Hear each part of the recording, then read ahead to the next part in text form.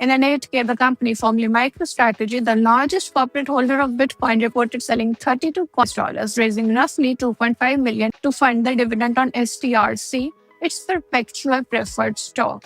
Now, this is a conceptual heart and it generalizes well beyond one company. A reserve asset is defined less by scarcity than by staying power, the ability to be held through a drawdown without being forced to monetize it. And that is what separates a reserve from a position. Part of what underwrites gold's reserve status is precisely the absence of any contractual claim sitting on top of it demanding to be paid.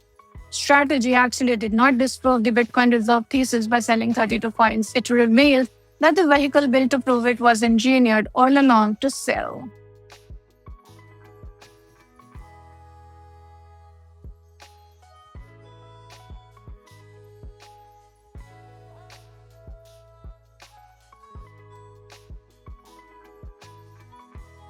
A perpetual preferred was supposed to let Strategy hold Bitcoin forever. Its coupon did the opposite. It turned the company's reserve into a funding source and exposed the contradiction sitting at the center of the entire Bitcoin-treasury model.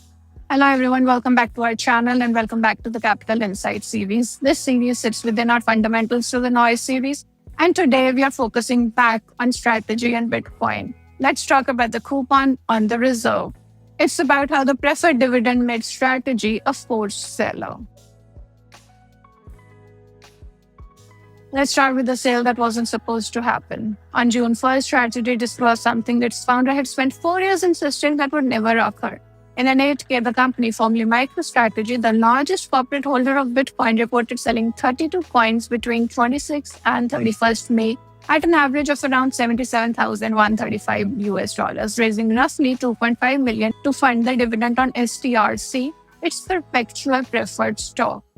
The amount of coins sold was trivial because against a stash exceeding 840k coins, the disposal of about 0.004% of that position is supposed to be trivial. However, the meaning was not. On the Q1 call, Michael Saylor had reframed the move as deliberate. The company would sell, he said, to inoculate the market and send the message that we did it. The message landed, though not as intended.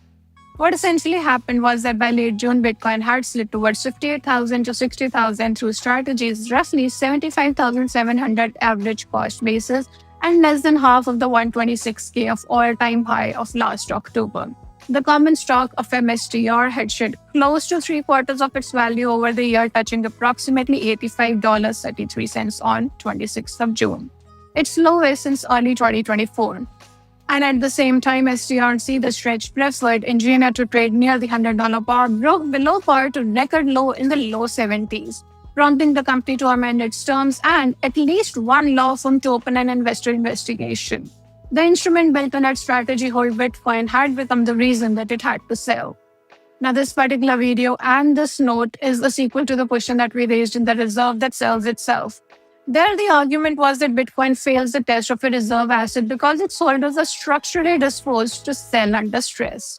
Here we can name the mechanism. In the treasury-company model, the forced seller is not the behavioural tendency or a failure of conviction. It is a line item on the capital structure, the coupon. So essentially what happened is that Bitcoin itself generates no cash. A perpetual cash coupon laid over it has only two sources of payment, new issuance or the reserve itself. And herein lies the coupon trap. Now, STRC is where the structure turns on itself because it's a perpetual preferred, no maturity date and therefore no convertible style maturity wall to refinance. Now, that solved the real problem, the looming need to roll the converts. But the perpetuity came at a price. STRC carries a rich monthly distribution, recently at around 11.5% annualized rate. And that distribution is a standing cash obligation against an asset that produces no cash whatsoever. So then what happens is that you have exactly 2 ways to pay it. The company can issue new securities at a premium and fund the coupon from the proceeds, or it can sell the Bitcoin. The trap is that both the channels fail at the same moment. The premium issuance only works when the mNAV sits comfortably above 1 as the multiple compresses towards parity. Issuing equity at NAV is no longer accretive and issuing below is openly dilutive. So precisely when the premium disappears, the only remaining source of cash to service the preferred is the reserve it was supposed to protect. The June 1st sale was the mechanism firing at minimum scale. A message, yes, but also a demonstration of structure's default behavior under stress. The coupon is the forced seller function written into the cap table. And this brings us to the most important topic in this particular note: reserve or position.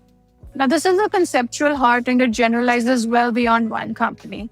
A reserve asset is defined less by scarcity than by staying power, the ability to be held through a drawdown without being forced to monetize it. And that is what separates a reserve from a position. Part of what underwrites gold's reserve status is precisely the absence of any contractual claim sitting on top of it demanding to be paid. No coupon, no redemption, no margin call intrinsic to holding it. So the treasury company wrapper manufactures exactly such a claim and lays it over Bitcoin. It takes an asset whose entire reserve thesis depends on never being a forced seller and attaches a perpetual obligation that under stress can only be met by selling. Bitcoin as permanent corporate reserve delivered through this structure is therefore self-refuting. The container designed to let an institution hold Bitcoin forever is the very thing that converts it to sold asset at the worst possible moment. So what we are seeing is that the reserve once again sells itself, only now we can point to the contract that makes it do so. Now, Strategy's arithmetic is the gentle version. The wider treasury company complex that is Metaplanet, Strive, and a long tail of smaller copies runs the same machine with higher cost basis, thinner liquidity, and weaker access to premium issuance. They are the marginal forced sellers, and that is the systematic channel worth watching for. A Bitcoin drawdown no longer just marks these vehicles down, it can compel them to sell into drawdown to service their own obligations, concentrating a correlated overhang precisely when the market can least absorb it. The structure privatizes the upside premium and socializes the downside selling. So in wrap up and conclusion, we can say that this is a read across to the larger question that our series keeps circling.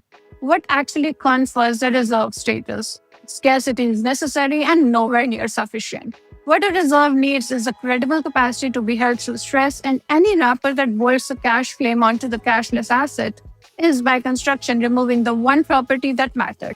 Strategy actually did not disprove the Bitcoin reserve thesis by selling 32 coins. It revealed that the vehicle built to prove it was engineered all along to sell. Now that's all that we wanted to share with you in this continuing coverage on the reserve series. We first started with the reserve that sells itself, and this is a sequel to that particular video. Hope you did catch that video and hope you enjoyed this video also. Stay tuned in for our next one.